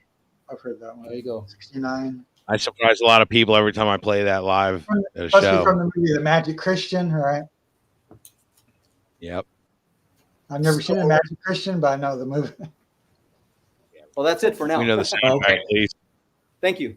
I'm going to throw some, but before I do that, though, I never got to see Magic Christian except we're talking 80s television. I'm changing the channels, and I see Ringo and Peter Sellers, and I'm like, oh, I said, I know what this is, but unfortunately, I didn't know it was where it was. It was towards the end, where, of course, the money's in the excrement, and all you hear is, now you want it. Here it is, come and get it. And I'm like, oh my, that really does put a context into the song, doesn't it? Now, because it was made for that song. Okay, I just pulled just this much anyway. Okay, so I love Cheap Trick. Dream Police, one of my favorite. Yes, it's nice. It's a good album. Police, and Can you show us the record? Love playing that song. Yeah, I was going to. Let's see, because I can't remember. That'd be 80. So I wonder what. 1979, that album came out. Okay, well, this is blue. Right. So maybe I don't. There's no barcode on the dang thing. I don't know. And then That's original. That's original. Yes. Yep.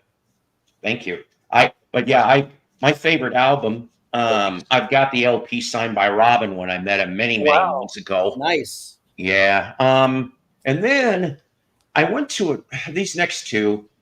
So I used to go to the Salvation Army a lot in Fayetteville, college town, 2 towns over. And something screamed in my brain, go to the damn Salvation Army now. And I'm like, and I was a third shifter, so I was still up. And I'm like, why? And the voice said, you'll love it. That's what the voice said. I'm going, okay. So I went, got coffee, donut, hauled ass down to the thing, got there as the door was opening up. And I knew one of the ladies, this kind of cute chick, and she's like, how funny you show up today. Why? I got a whole bunch of 45s. I haven't even put them out yet. They're in the shopping cart in the back. You want to see them? I'm going, come to Papa. And so there was this box, and it was all late 80s 45s. We're talking like 88, 89, 90. And I found, true story here, I found in a Capitol sleeve, Paul McCartney's This One, which at least last time I checked was one of the top 10 U.S. McCartney rarities. These were 10 cents a piece, by the way, all of these 45s. And that one wasn't played. And I went and I sold that thing on eBay because I needed the money at the time. So here's the truth on this. This is before live stream, before anything. You know who I think I sold that to for almost $100? Joe Mayo. Before I knew Joe Mayo. I'm serious. I'm just like, holy, and I'm like, I even told him about this once, but either he ignored it or whatever. But so Steve Miller, of course, made a blues album. All right. And Yaya was they were doing a cover of that. And you got your white label, I hate upside down, white label Capitol. Okay. And let's see here. Yeah, from Born to Be Blue. So 88, late 88. And then I also have, and I've seen the album go for not a ridiculous price, but it's not cheap when I've come across it. Doobie Brothers, The Doctor, 45, the reunion album for Psykos. Yeah, I love this song. Yeah, I do. I love this song. I'm sorry, some of you people are probably going to roll your eyes at me when I tell you I really felt, in my opinion, that when Michael McDonald joined that band, he helped to assist neuter the original sound, and it shifted into something else. Now some people swear by that Michael McDonald. They're fine. I'm not knocking Michael McDonald. I loved his background vocals for like Steely Dan records and stuff like that. He added the right element. But I always was into those first couple records, 71 to 75. Tom Johnston, yeah. So, yeah, and then this one here, another white label promo. Yeah, 89. I don't know if you see the Doobie Brother logo on it. I mean, these never been played. I got probably a bunch more too that I kept. Some of the hair metal stuff like Rat and Poison. I kept all those. Now, what would showing you something be without showing a monkey related record? I got to. I just fucking got to. I'm looking for the sleeve for this though, but Mickey Dolenz Don't Do It on Challenge. This was released. It was recorded. Here's how this works. It was recorded in 65, late 65, before the show. Wow. Then it ended up being released. It was late 66 or early 67. Now, do you guys know, just by chance, who the background band is that performs on both sides? The other side being Plastic Symphony 3, which was instrumental. Who was on Challenge and had a big hit around that time frame? A surf band? Was it a surf band? Maybe, I don't know. I think they started out as a surf band, but by the time they got to, I mean, with this band, definitely there was no lies. That's for sure. Well, Knickerbockers. Very good. I knew you'd pick up that little hint. The Knickerbockers. And they cut 2 Mickey 45s, and I'm looking for Huff Puff. That's the second one, but the Knickerbockers are backing Mickey on both of those singles. Never lies, yeah. You see, look at Randy's like, Knickerbockers. Where is it? See, there you go. And where did he go? I didn't kick him off. Mello disappeared. Tommy Johnston equals the Doobie Brothers. Michael McDonald equals the Don't Be Brothers. That's funny. Don't Be Brothers. Don't Be Brothers. Now, I found this in another Salvation Army pile from the same place. Company sleeve, mint condition. Phyllis. You've never. Your eyes are pretty good, aren't they? And so better to see you with my. Anyways, I have never. Okay, the Christmas album for Phil Spector, "Christmas to You," I have and I've seen. I'm still looking for the Apple version with Phil as Santa Claus. I think he might have a pistol hiding in his. Never mind. Anyways, I have never seen the Christmas EP. Oh, really? I never know that. I've never seen that. Exactly. And you know what? I'm not lying to you. Last time I checked, because it's been a few weeks, I didn't see it on Discogs either. And I'm sitting here and I'm going, what do I have? It's obviously not as valuable as Do the Screw, which you people that collect that stuff know what I'm talking about. But still, maybe it's something. Now, I said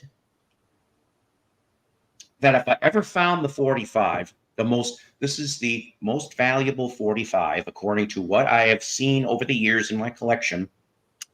This is a 1956 Chicago area label. And with the way it sounds like, you would think that it was blues, but it's not. I know, right? Right on the cool sleeve inspect. It is. I've got maybe one other Phil Les sleeve, but this one here, you'd think with the title, like She's My Woman.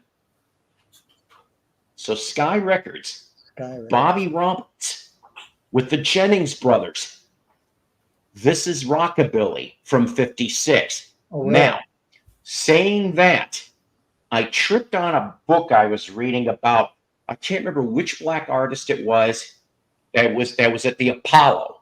It was one of his early appearances, okay? And who went on before that artist?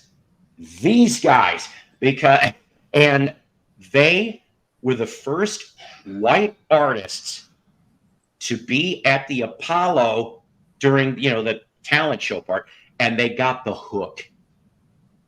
But yet this little 45, last time I read in the guides, because it is a guide, in the condition this is in, values at $1,500.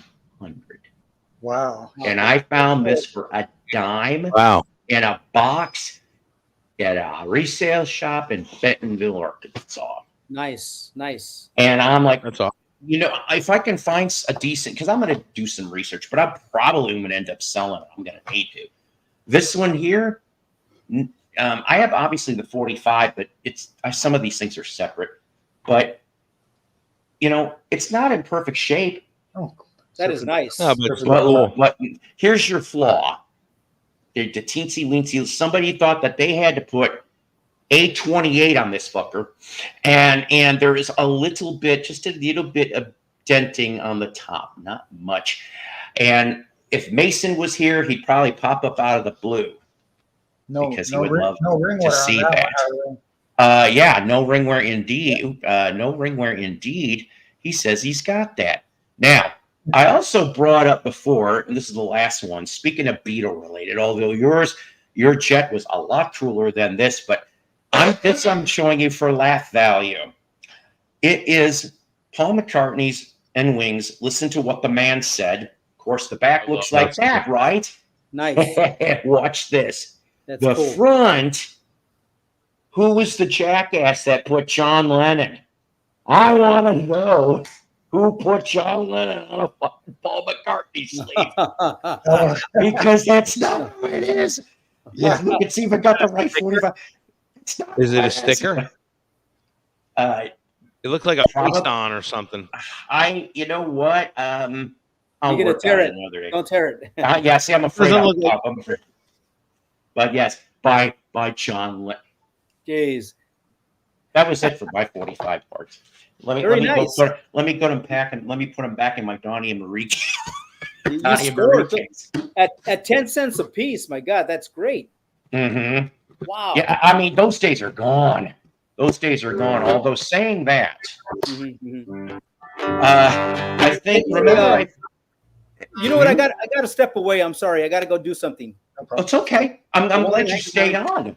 I'm glad you stayed on, Sean. You're invited anytime. I'm up. Thank you. Thank you. You take care and thanks, and have a great day. And take care. Bye-bye. God bless you, brother. Thanks. Oh, hang on. I think I know where you're going on this. There we go. There. Sorry. I figured I thought he was going to exit himself. Really, really nice dude. Seriously, I like that. Yeah. I always buy stacks of 45s. You never know what's going to be in there. And and here's the thing, right? So I think I told you guys brother Nick? That hey Mello, hey John, that hopefully maybe Saturday I might be able to finally go pick up that stack of 45s from the late sister of the guy from Uranium Savages, that Texas band. He lives here in town, across town. He's got I think he said he's got a stack about this high. I'm like, he just wants to give them to me. Like late 50s, early 60s. So I'll be like, ooh, that could be fun.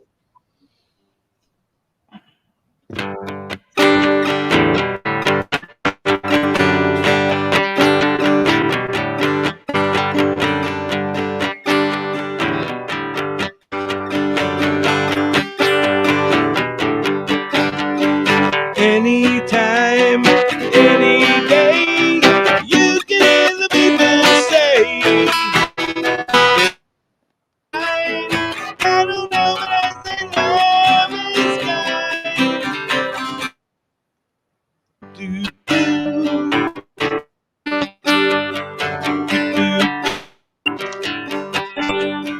Soldier boy, kisses girl, leave me out of the world. That he don't mind, he's in love and he says love is kind.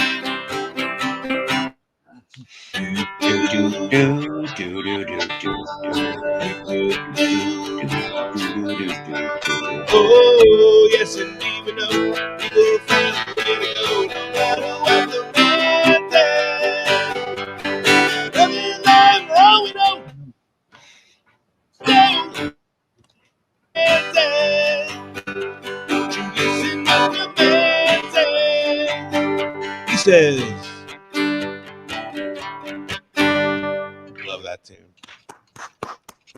And once again, good job. one of those woulda, shoulda, coulda moments.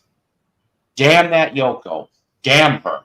Because if she just wouldn't have shown up in the picture for another month or two and then some, John would have been down in New Orleans with Paul and Wings in that damn studio trying to construct a song for Paul's new album. I didn't know that. According to May Pang, that was the story. And he could have been on that song himself. Yeah, exactly. And the like I had the deluxe edition with the book and everything. Well, I had to sell it though, but there was some really neat pictures in there. Okay, so they had a launch party for that album in New Orleans on the Queen Mary, and so George shows up. He's there. There's pictures of Paul and George hugging it out, but George still looks a little uncomfortable. Also, Mickey and Davey are there. Oh, really? Which I'm like, what? I say, because I saw the pictures, and I am just like, these two are joined at the hip. And I mean, I knew Mickey knew Paul to some extent, but I was just like, yeah, wow. When you're in the circle, you know. Yeah. And what was it? They also had on the ship, other than, of course, Paul performing short performances, the Meters also did a little performance. I think it was the Meters and Professor Longhair both did short sets on the Queen. Too bad George didn't get up and start jamming with him. Oh, yeah. I keep saying somebody's got a tape of the Clapton wedding. I was just going to say that's something I would love to see. Somebody's got to have it. And somebody went off and said that one of the songs that they did on stage, those three, was Sgt. Pepper. They did Sgt. Pepper at this reception. And I'm like, That had to have been crazy and funny. They probably were very emotional though. It was right after John died, and No, it this was is like 79. You're talking about Ringo's wedding in 81. That was bittersweet. right. So I'm like, wow, I mean, that the one who will never be named. Yeah, but they did jam at Ringo's wedding. They jammed at that wedding. They did jam at Ringo's wedding. That's right. But but I mean, just for that crowd. And the excuse, because somebody asked John about Clapton's wedding, and he supposedly said, I would have gone, but I wasn't invited. And I am going, really? Really? Because like Clapton was in the Plastic Ono band, and I'm like, I'm wondering, it can't be. I mean, I hope this isn't the reason. Do you think that the reason why Clapton purposely left John off of the list was because he didn't want any possible fireworks? I don't think there would have been any fireworks. I think everyone would have been damn civil. I mean, you're talking May, I think it was May 79. I think John was just being reclusive at that point and really didn't want nothing to do with nobody. Well, I don't know. I believe and even when he came back for Double Fantasy, he didn't really reach out to Paul or George or Ringo or anybody to and contribute a song. Or you would think, they kind of crossed over, especially George did with John on Imagine, and Ringo came and they helped write for each other and stuff. Well, he was pissed at George. He was at that point. He was pissed at George. Yeah, because George ended up putting out earlier in the year the I Mean Mine book, and John was barely mentioned in it. And that's what cheesed John off. He was like, "What?" He goes, "I'm barely in the damn thing." He goes, "I didn't expect to be like major player, but I didn't expect to also be almost a footnote." And I'm like, "Yeah." He said, "Seriously, that was the reason why he was currently angry at that time." Well, not really angry, but just disappointed. I think he said more than anything. To have it sever a relationship over, I don't know if that's really worth it. My mind. Yeah, exactly. But I think I remember John at least saying something to the effect of like, he's like my kid brother, and I'm going, yes. They always were going to be permanently glued to each other, whether anybody wanted it or not. And you don't expect, I mean, it just goes to show you, even the best musicians don't always but I just seem like John was in a world all to himself at that point. After being the house husband, and then emerging, he really secretly recorded. He probably didn't even let the other Beatles know that he was recording this record even.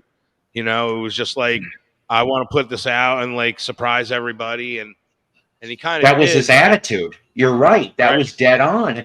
And if I remember correctly, I mean, there was such quick assemblage of all the musicians, okay, and it was like he could have gone with his basic usual suspects, but he didn't want to, because the reason supposedly was he didn't want to fall back into the Lost Weekend type stuff with the drugs and the booze. Now, I'm told that it kind of still showed up a little bit in the recording sessions, but not as bad as your mid-70s bits. Right.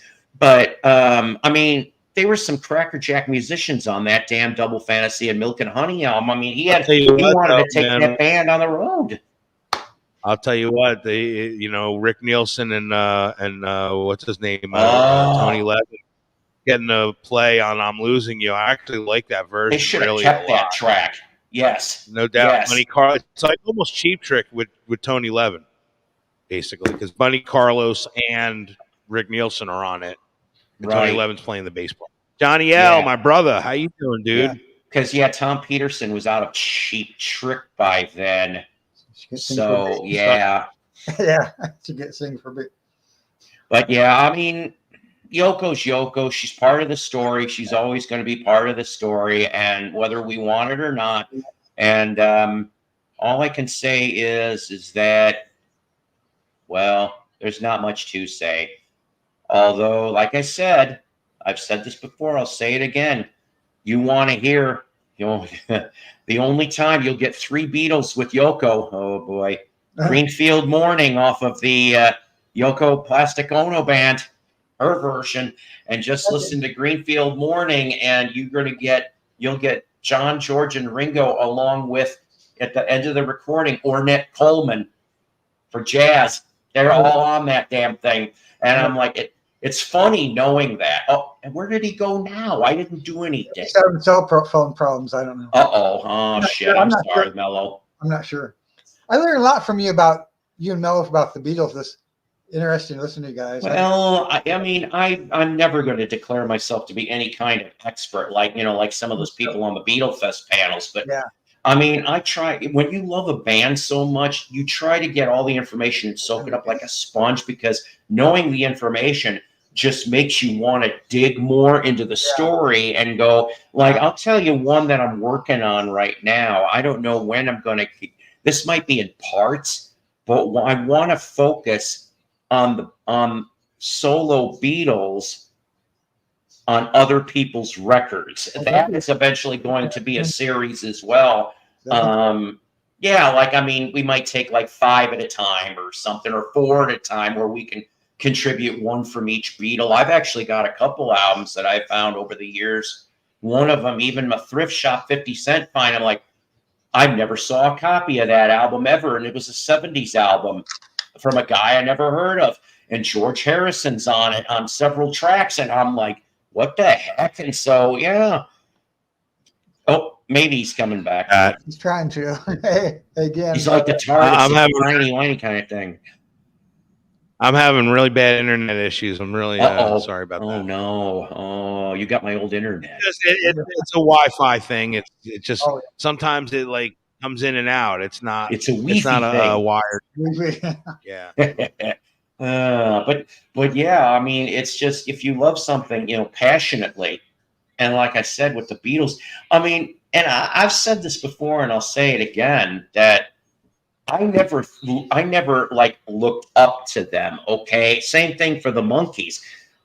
I just said, I love the damn music. And if let's say somebody's a total dick, okay, in real life, like a lot of people said Lennon was like that, all right? And I'm like, all right, well, I don't maybe care for Lennon the person so much as I like Lennon the artist, the musician. And to me, I can't separate them.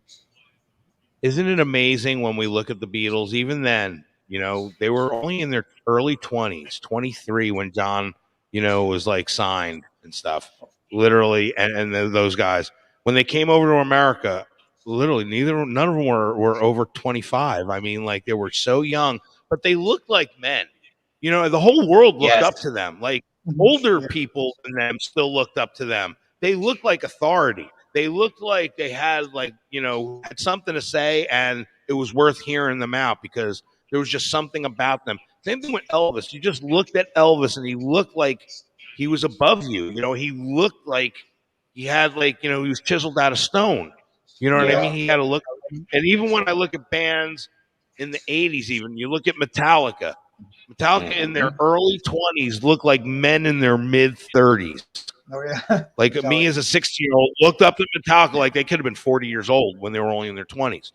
And you look at 20-year-olds today, they do not look like the same kind of like masculinity man look. Jim Croce died at 30, but boy, you look at a picture of Jim Croce, does he not look like he's almost 50? Mm-hmm. Yeah. And that's not to put Jim Croce down. He just looked worldly. He looked like he's been through a lot, like he was a real man. And I think that. Yeah, I mean, I think the years and years of experience, life experiences, musical experiences, lugging your gear everywhere, having to go the thousands of miles of travel, having to do this and that. Yeah, but how old is Justin Bieber? How old is Justin Bieber? I don't know. He's 20. And all his He's got to be 30. He's got to be 30, right? He doesn't even look as manly. He doesn't even look as like manly in the sense of like what James Hetfield did at 22. Somebody brought up earlier about 30 to 40 years from now, Justin Bieber will not be remembered 30 to 40 years from now. He will not. I just looked it up. Justin Bieber is 30 now. I just looked it up. Actually, will 30 exactly. Melody, yeah, he's 30 now. Oh my God. Yeah, that's what I'm My saying. son said, actually, Will, something about P. Diddy. I don't know. Anyway, P. Diddy. It just men look like men more earlier back you go. I don't know how to explain it. You know, you look at any of those bands, look at Grand Funk Railroad, Jim Farner looked like a man playing guitar. Like he didn't look like a teenager. He looked like anybody that was like in their early 20s looked like they were close to 30, really, when you looked at them. Yeah. You know, and that's another thing too, right? I was so excited when Probably the way they carried. Yeah. When Grand Funk reunited in the mid 90s and they put out that anthology, which I still need to find a copy of that. I've only ever come across one once in all these years. And I mean the new songs were okay. There was no classics, but it was just nice to hear them back again. And I should have went because they came to Rockford Metro Center. I want to say a month or two before the last of the final tour, and they were done. And before all the nonsense happened and the trickery, I'm like, that was bullshit. I mean, I read Mark Farner's book, and he explains his take on it, and explained how he basically did get, you know, tricked out of some of what the papers were. And then I've heard other versions. I'm like, you know what? I don't like Don Brewer. I think he's an ass. I really do. Mel Shocker, I'm on the fence on, but he went with Don on this one too. And I'm like, what? But you can't deny their abilities. Like, they were fantastic musicians, all three of them. Oh, hell yeah. I mean, Don Brewer, phenomenal. I mean, listen to Inside Looking Out. Did you ever see that one performance they did, I think, on Midnight Special or some show? Look at the video of her, and it's like one of the most incredible performances you're ever going to see in your life, really. It's right up there with Child in Time, Deep Purple, 1970. Damn.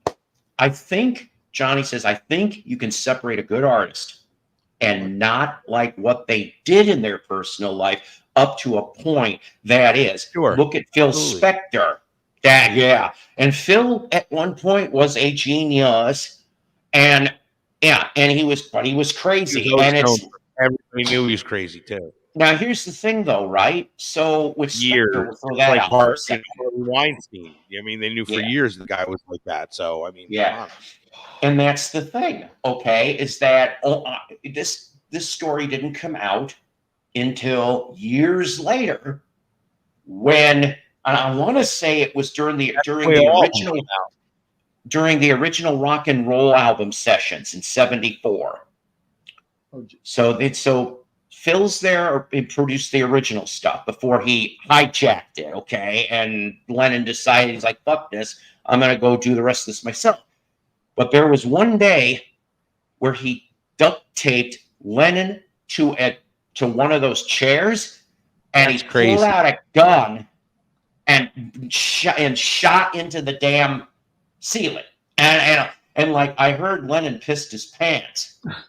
I would too if you're tied to a damn chair of duct tape, and you got Phil Spector who could turn it on you anytime. And I'm just like, what the hell? But that and what was it? I heard a strange Ramones story too, the one that he produced that album.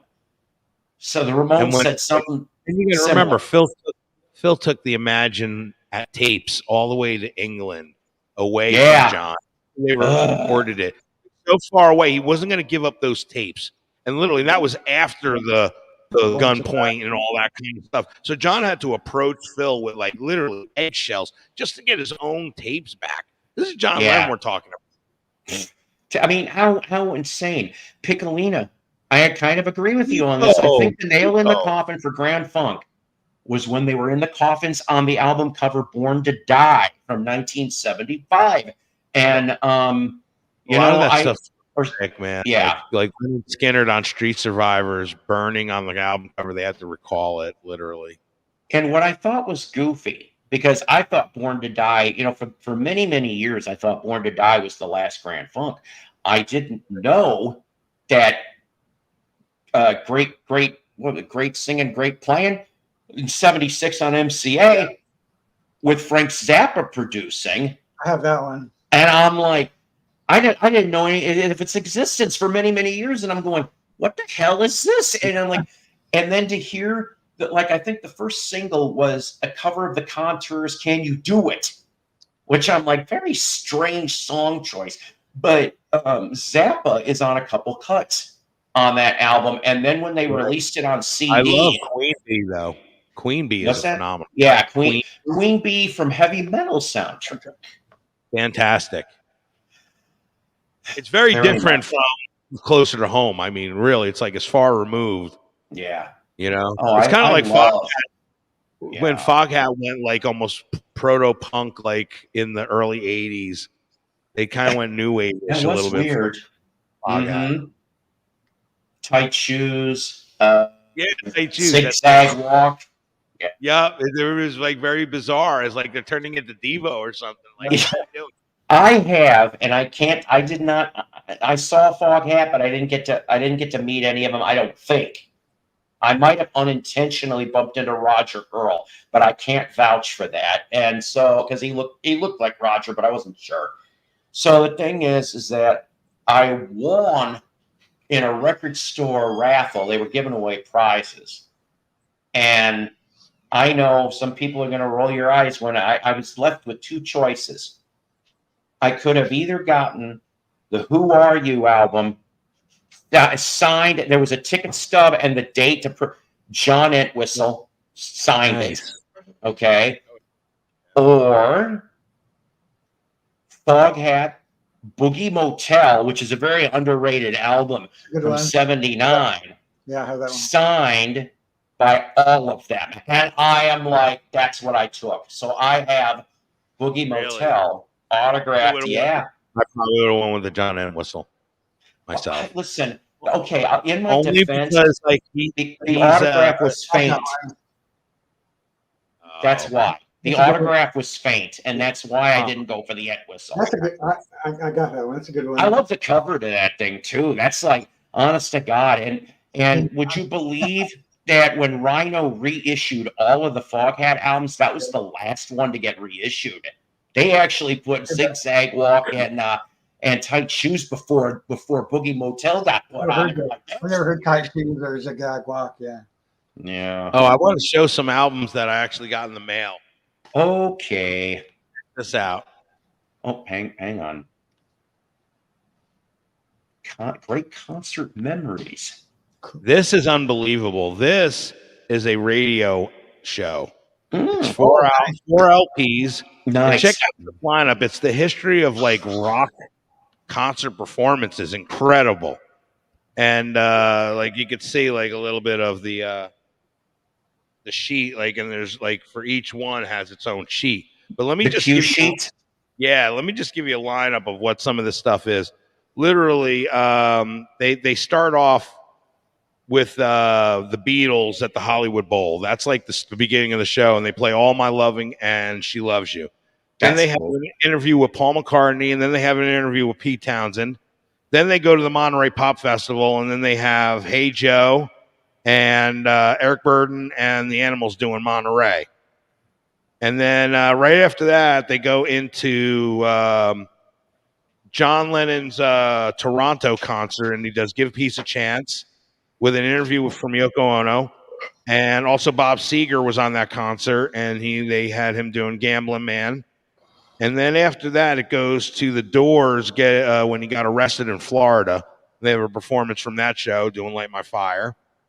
And then after that, they go into Woodstock, and they have 4 songs from Woodstock. I Want to Take You Higher, Marrakesh Express, Going Up the Country, and Star Spangled Banner from Jimi Hendrix. Then they go to the Altamont concert, and it's the Rolling Stones with Honky Tonk Woman. What year is this set? 1989. Okay. So then they go to the Bangladesh concert, and then they have Only You Know and I You Know from Delaney and Bonnie, and then also Bangladesh from George Harrison. George Harrison. Yeah. And it goes into a few tours of the 70s. It has Joe Cocker and one of the songs from The Letter, him doing a song from one of his tour. Then they had John Lennon going with Elton John in Madison Square Garden doing I Saw Her Standing There. Then they had John Lennon doing Imagine on one of his last appearances in Toronto.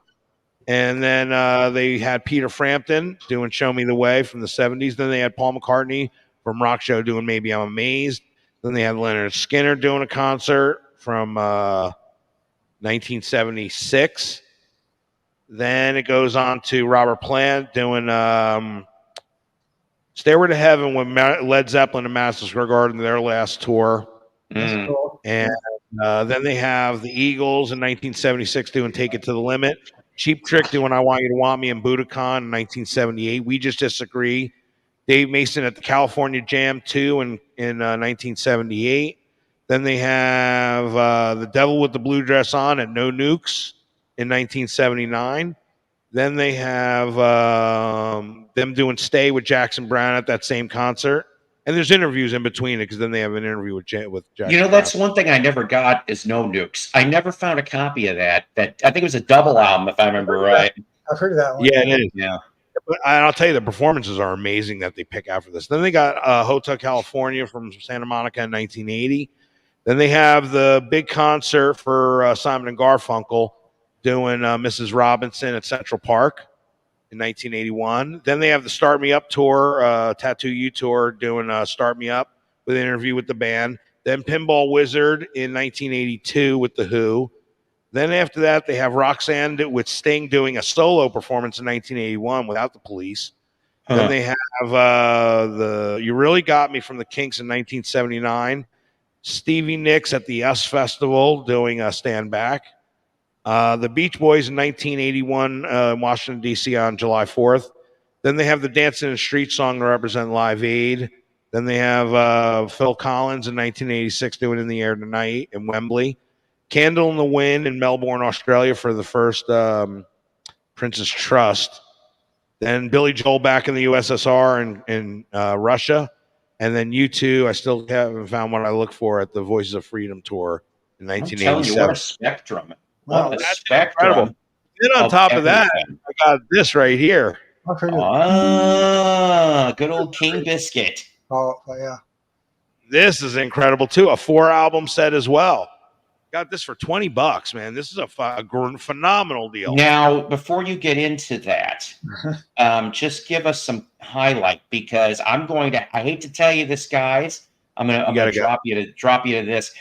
I have to take my kid to work in a minute or two. So just like lean over and tell us like the bands. If you can hang read on. it.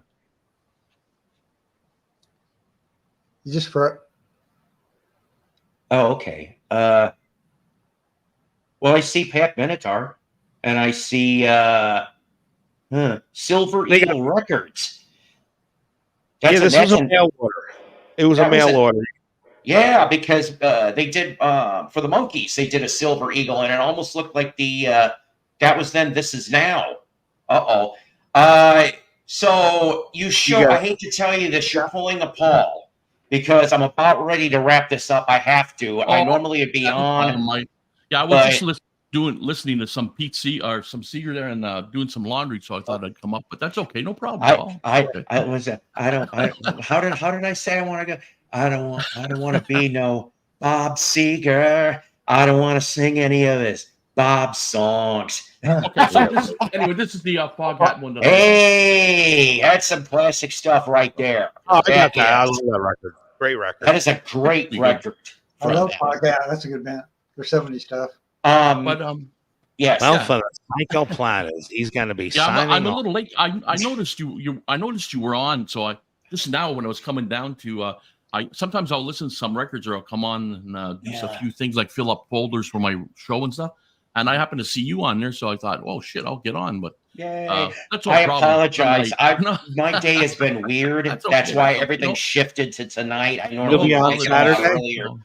What's that? You're gonna be on Saturday. Good commercial. Yes, we will be on Saturday. Although I'm going to admit this, due to a birthday party that I am going to be going to family-wise, the show may be 1 or 2 o'clock in the afternoon Central Standard. It's a very rare time, but that's probably when it's going to be done just for Saturday.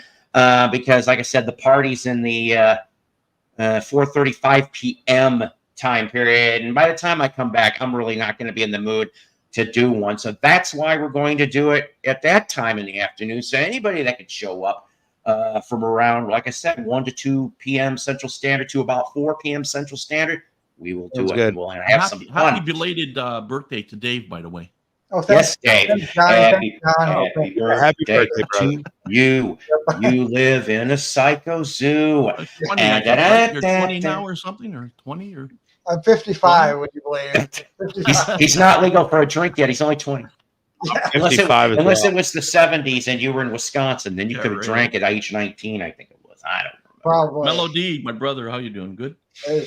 How you doing, man? Good to see you. Yeah. But like I said, guys, kindly give the thumbs up. And if you haven't subscribed yet, please do. We keep growing and expanding in the base. And if you feel like donating, that's beautiful. Because like I said, all the donations go to material for this entire show. And of course, we shout out for that and the generosity. Thank you, sir. You have a great show. It's because nice of you guys. It's nice and relaxing coming on the show. I think it's you guys, John. I mentioned it on Royce as well. Cool. Like you know, I like coming to. Yeah, it's a change of scenery, you know, and no politics and all that shit. So Royce, how you doing, Tokyo? How you doing, Brian? Yeah, it's nice to see you, Brian, from Tokyo. Now, I'm trying to think what time it would be over there, considering that it's 8:49 p.m. Central Standard Time. So what would that be, like about noon? Maybe I'm wrong. Maybe noon? Yeah, Brian, just say yes or no. Yeah, see, God, it's to strain my brain in regards to geography time zones. Oh, boy. Well, I'm going to go. So, Paul, I'll let you. Thank you. If you can come on Saturday, I'll see you then. Okay. Thank you. All right, brother. God bless you. I am not a crook. I am not a crook. That's great. Johnny L, ladies and gentlemen. Johnny L. Yes, 11 a.m. I'm wrong by 1 time zone. 1 hour. So see, it's almost lunchtime. So let's see. Sushi and sake for me if I was over there. Although I guess they have McDonald's there too, or KFC. But I bet you it tastes a hell of a lot better over there too. But anyways, guys, thank you for being here. I had up to 32 people at one point or another. Guys, we're slowly getting there on the uptick. Like I said, like and sub to stay in the know. There's going to be interesting stuff coming in the future in these next couple of months. You betcha. And so until next time, always powered by coffee each and every time. That's the Mighty Psycho Pro. Thank you, Dave. Thank you, Mello. Thank you, Johnny. Thank you. Shit. Who was the chat fan? Huh? The chat fan. Oh, yeah. DJ John Marino was on. That's it. And John, God, I feel so ashamed of my memory's that memory's that shitty, guys. I'm sorry. But you know what? Take care, and we'll see you Saturday if you have the time, guys.